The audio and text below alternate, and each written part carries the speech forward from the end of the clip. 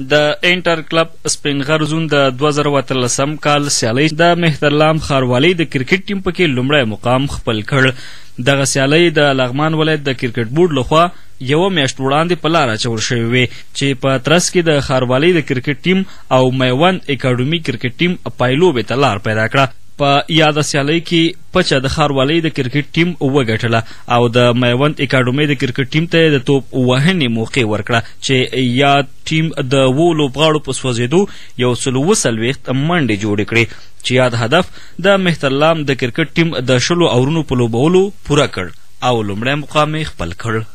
د کرکټ بورډ څخه راغلي استازي دولت احمدزي او د لغمان د کرکټ بورډ مشر میوند مجاهد وویل چې دغه سیالۍ د لوبغاړو د پیاوړتیا په موخه په لاره اچولې وې څو داخلي کرکټ پیاوړی شي. د مهترلام ښاروال انجینر نظیف الله الکوزي په خپلو خبرو کې ټولې لوبډلې وستایلې. وویل چې هڅه باید وشي څو د هرې برخې لوبغاړي هیواد ته ویاړونه راوړي.